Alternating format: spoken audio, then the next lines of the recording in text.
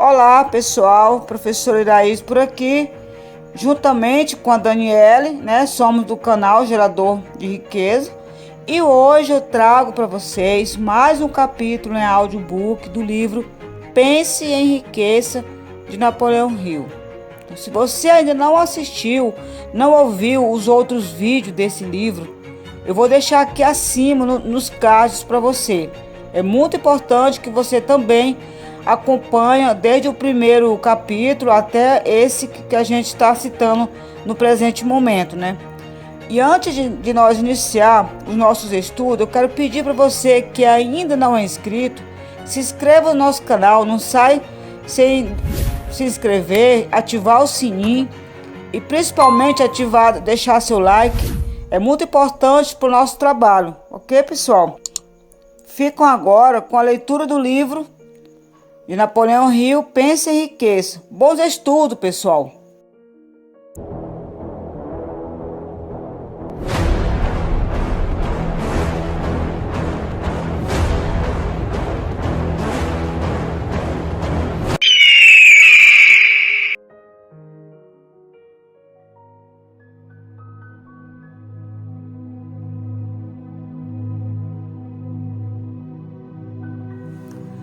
Passo número 5, em direção à riqueza. Imaginação.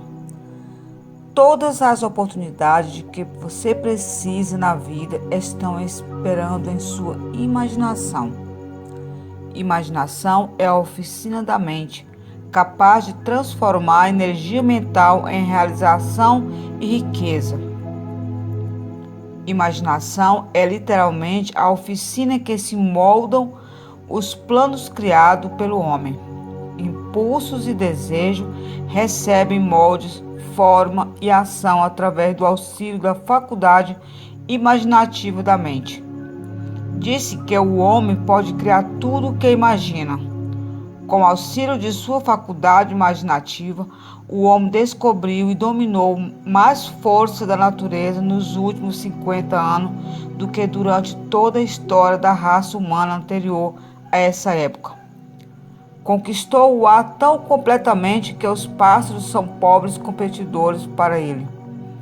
Analisou e pesou o Sol a uma distância de milhões de quilômetros e determinou com o auxílio da imaginação os elementos em que consiste. Aumentou a velocidade da locomoção a ponto de poder viajar agora mais rápido que o som. A única limitação do homem dentro da razão está no desenvolvimento e uso que faz da imaginação. Ainda não atingiu o ápice do desenvolvimento no uso da faculdade imaginativa.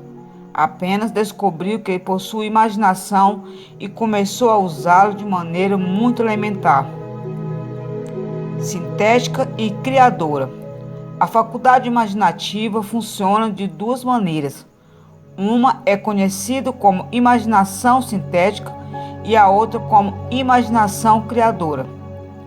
Imaginação sintética, através dessa faculdade, pode-se arrumar velhos conceitos, ideias ou planos em novas combinações. Essa faculdade nada cria, apenas trabalha com o material da experiência, educação e observação com que é alimentada.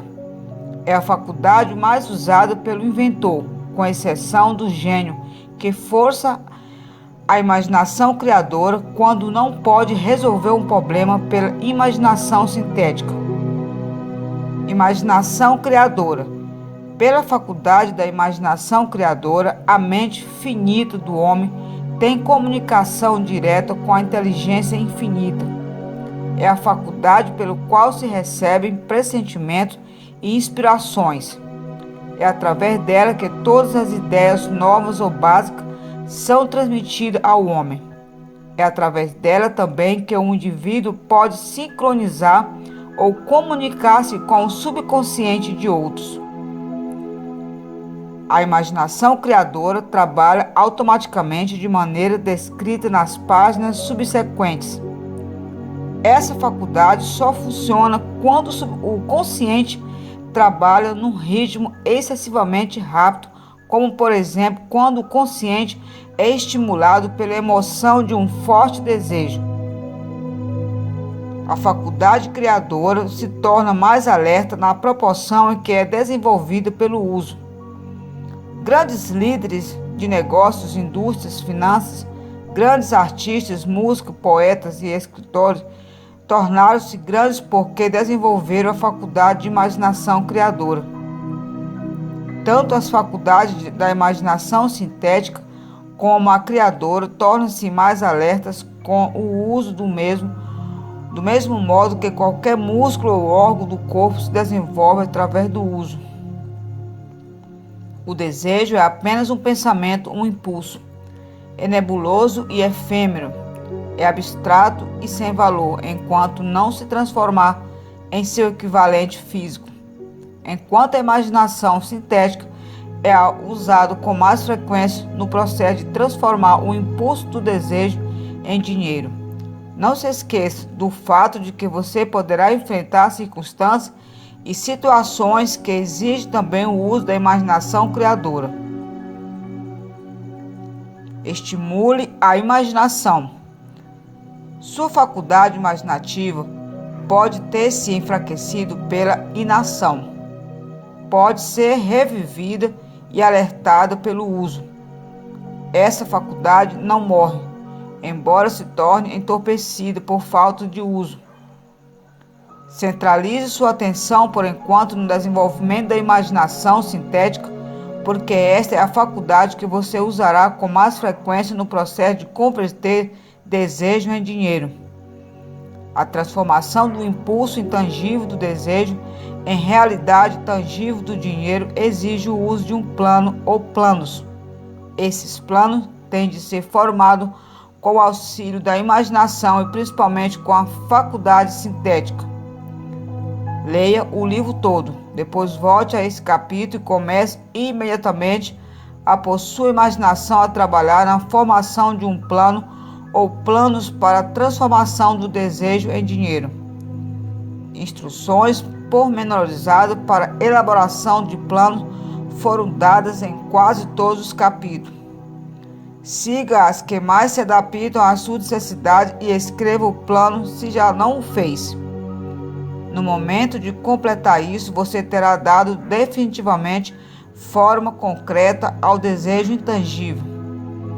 Leia a sentença anterior mais uma vez, leia em voz alta, bem devagar, e ao fazê-lo, lembre-se de que ao escrever a declaração do seu desejo e o plano para a sua realização, você terá dado o primeiro de uma série de passos que lhe possibilitarão converter o pensamento em seu equivalente físico.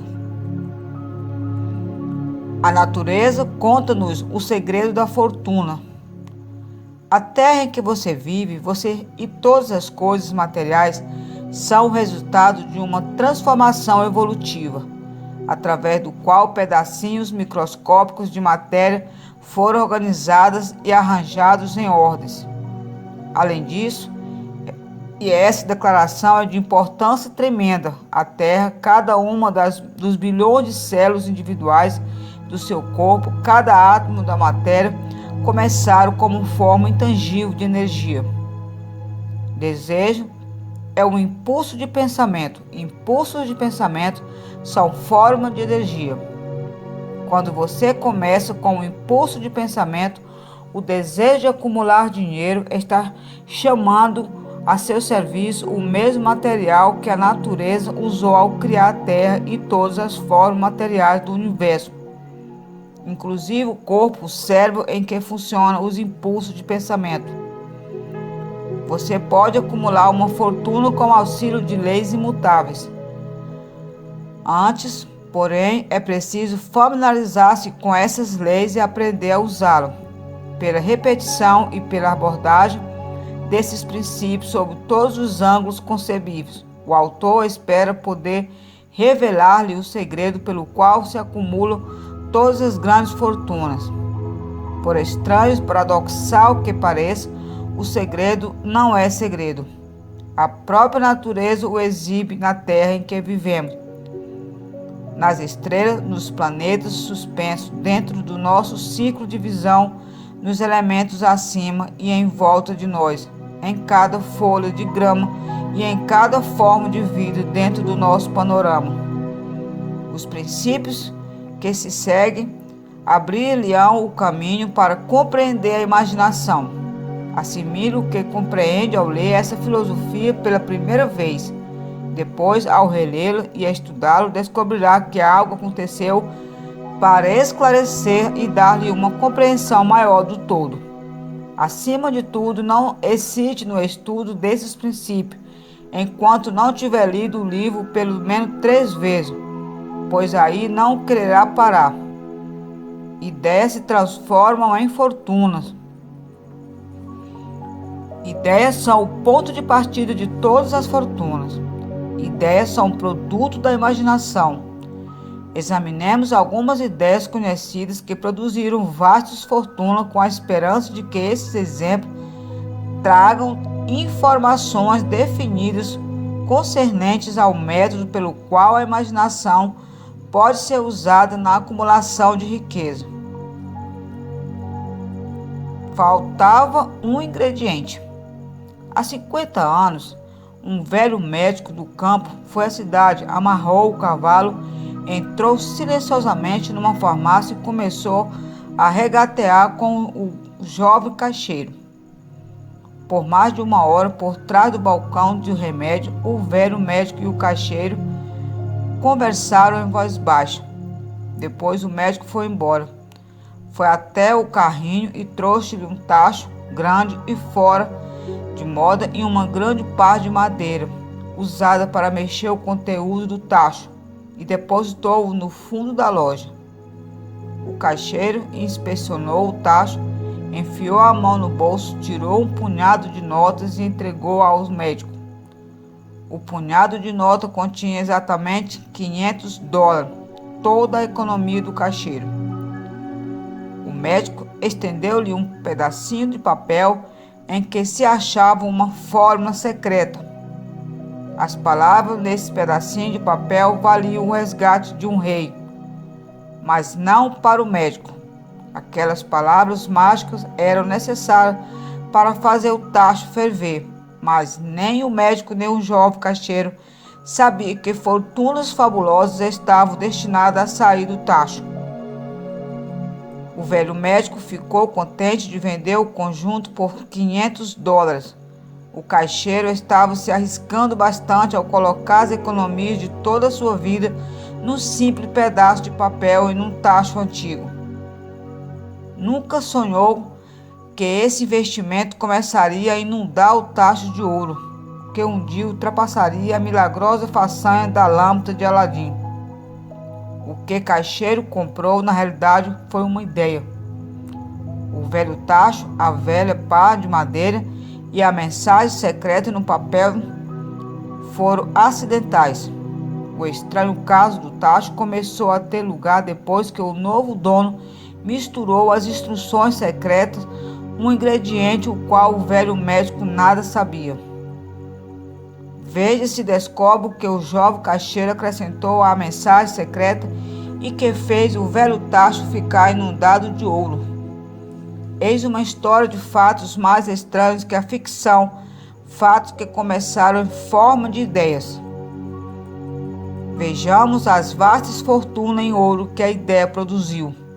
Rendeu e ainda rende vastas fortunas a homens e mulheres do mundo inteiro que distribui o conteúdo do tacho a milhões de pessoas. O velho tacho é agora um dos maiores consumidores de açúcar do mundo, dando assim emprego a milhares de homens e mulheres que trabalham no cultivo da cana e no refinamento e venda do açúcar. O velho tacho consome anualmente milhões de garrafas de vidros, fornecendo emprego a grande número de operários.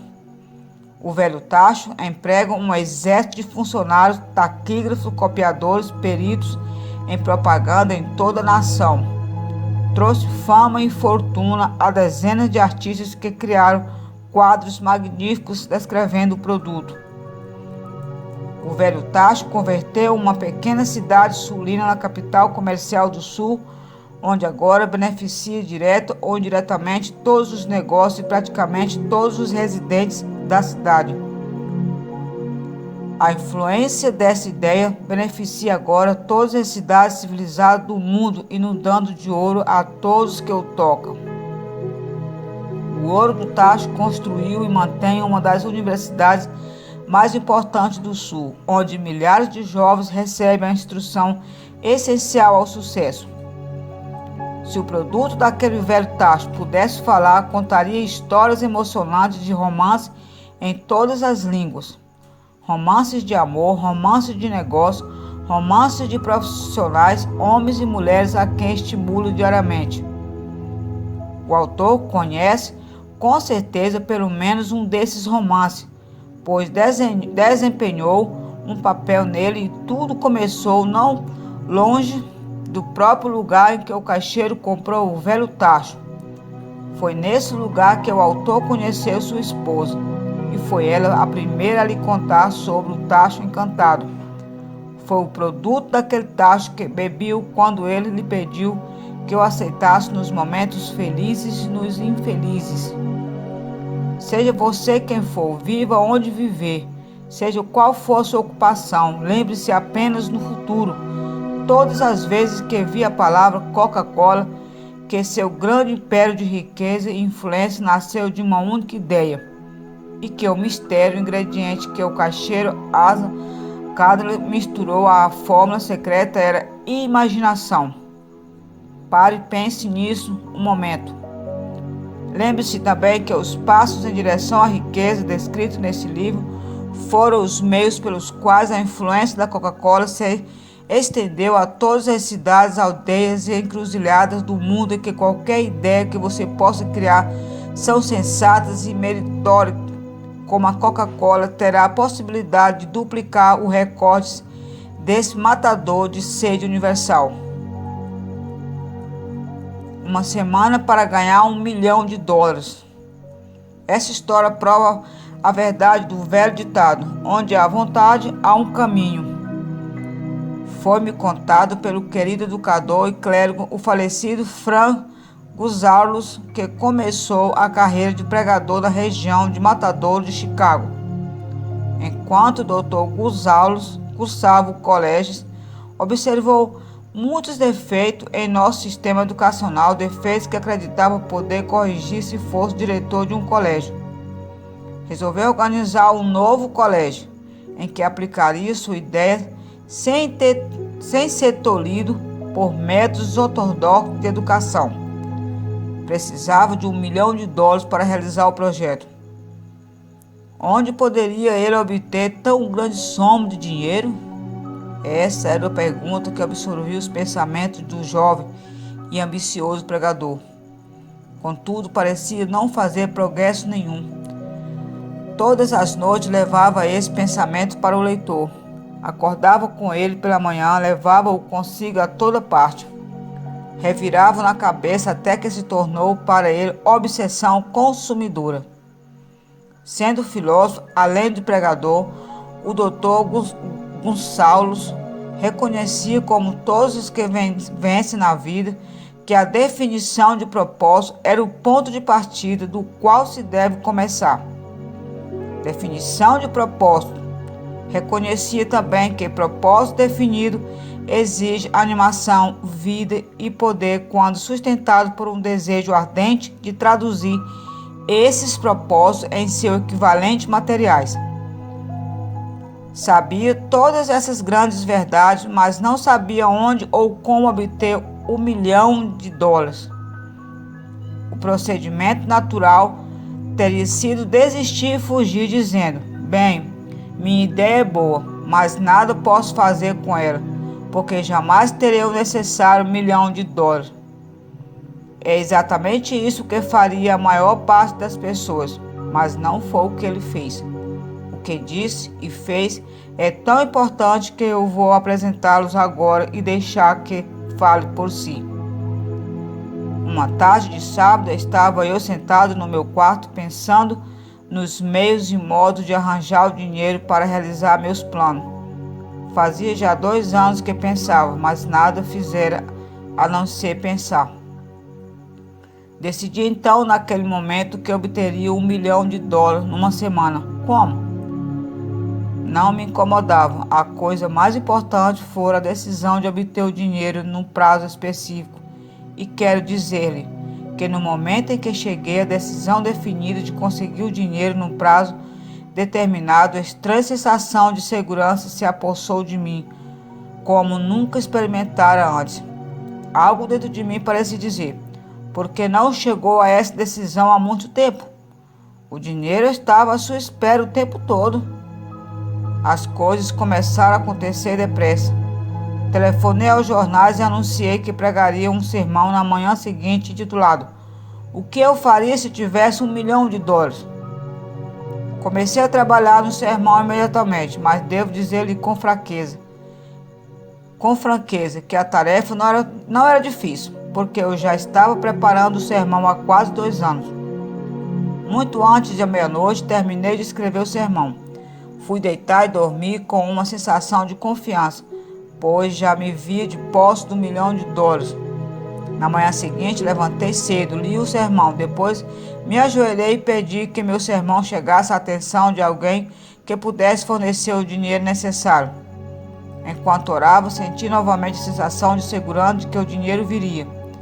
Em minha excitação, saí sem o sermão e só descobri o esquecimento no momento de chegar ao púlpito, pronto para lê-lo. Era tarde demais para voltar e trazer as notas.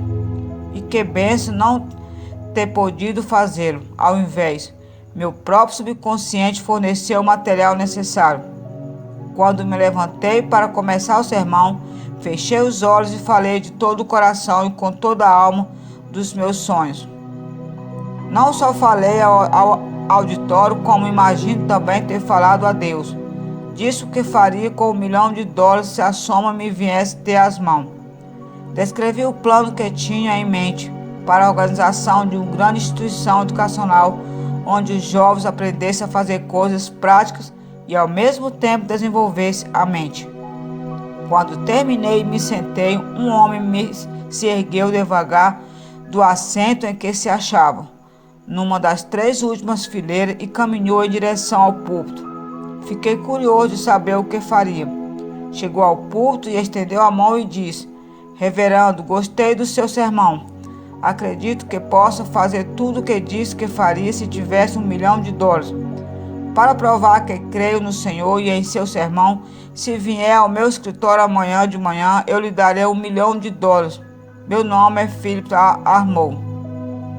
O jovem Gonçalo foi ao escritório de Armour e recebeu $1 milhão. Com o dinheiro, fundou a instituição tecnológica Armour, conhecida agora como Instituto Tecnológico de Illinois.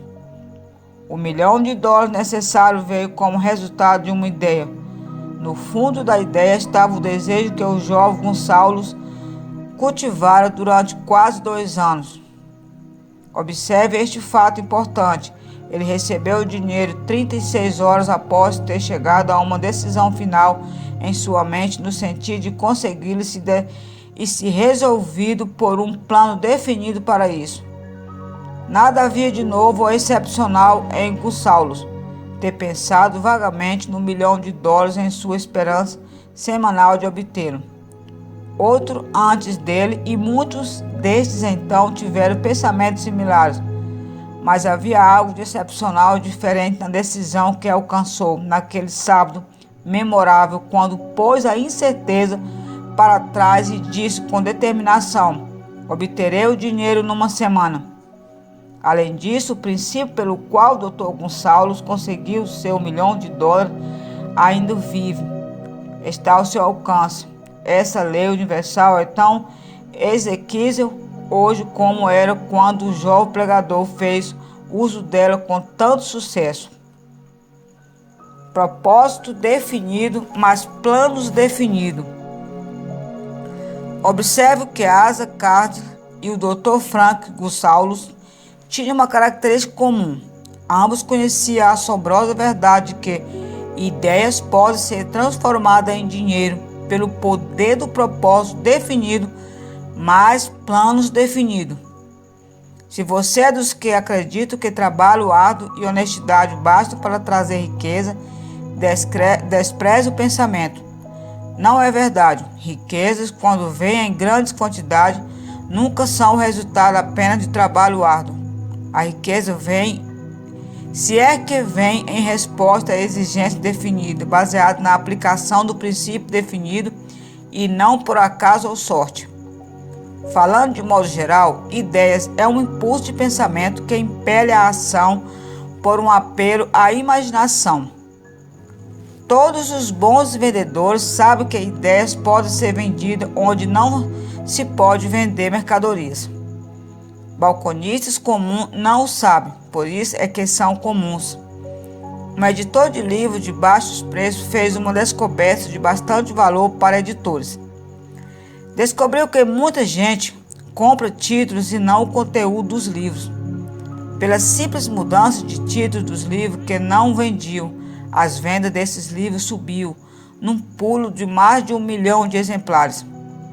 Não se mudava de modo algum o conteúdo do livro, apenas se arrancava a capa que trazia o título e vendava, substituindo por uma nova com um título de valor para a bilheteria. Isso, por simples que pareça, era uma ideia, era imaginação. Não há preço padrão para ideias. O criador de ideias faz o próprio preço e, se for esperto, alcança. A história de praticamente quase todas as grandes fortunas começa no dia em que um criador de ideias e um vendedor de ideias se reuniram e trabalharam em harmonia. Carnegie cercou-se de homens que sabiam fazer tudo o que ele sabia. Homens que criavam ideias, homens que punham ideias em ação, e fez-se assim como a outros fabulosamente rico. Milhões de pessoas atravessam a vida esperando oportunidades favoráveis. Talvez uma oportunidade favorável possa trazer outra, mas o plano mais seguro é não depender da sorte. Foi uma chance favorável que me deu a maior oportunidade da minha vida, mas 25 anos de esforços decididos tiveram de ser dedicados àquelas oportunidades antes que se tornassem uma realidade. A chave consistiu em minha sorte de conhecer e ganhar a cooperação de André Carnegie. Nessa ocasião, ele plantou-me na mente a ideia de organizar os princípios da organização numa filosofia de sucesso. Milhares de pessoas aproveitaram as descobertas feitas em 25 anos de pesquisa e inúmeras fortunas foram acumuladas com a aplicação da filosofia. O começo foi simples, foi uma ideia que qualquer um podia ter desenvolvido. A oportunidade favorável chegou através de Carnegie, mas o que dizer da determinação do propósito definido, do desejo de alcançar o objetivo e do esforço persistente de 25 anos? Não era um desejo comum que sobreviveu e desapontamento, desânimo, derrotas temporárias, críticas e o constante lembrete de perda de tempo. Era um desejo ardente, uma obsessão. Quando a ideia foi plantada pela primeira vez em minha mente por Carnegie, ela foi estimulada, cultivada e tentada permanecer viva. Aos poucos, a ideia se tornou um gigante em termos de poder próprio e me estimulou, cultivou e dirigiu. Ideias são assim. Primeiro você dá vida à ação e orientação à ideia, depois elas tornam o poder nas mãos e varrem toda a oposição. Ideias são forças intangíveis, mas têm mais poder que os cérebros físicos que as originam. Tem o poder de continuar vivendo depois que o cérebro gerador voltou ao pó. Pontos a fixar. Você pode usar a imaginação sintética e a imaginação criadora, e com prática fazê-las trabalhar irresistivelmente juntas. Imaginação é o ingrediente que falta em muitos fracassos, o catalisador de muito sucesso. Asa Cadillac não inventou a fórmula da Coca-Cola, forneceu a imaginação que transformou a fórmula numa fortuna. Dinheiro ilimitado o aguarda se você o deseja em quantias definidas com um propósito definido, apoiado pela imaginação. Esses princípios garantiam US$ 1.000.000 a um clérigo que apenas o pediu. Muitas fortunas esperam ser feitas com uma simples ideia. Veja como você pode ganhar dinheiro ou milhões mesmo sem um plano original, encontrando uma nova combinação. Até o instrumento mais fino necessita do homem que saiba usá-lo.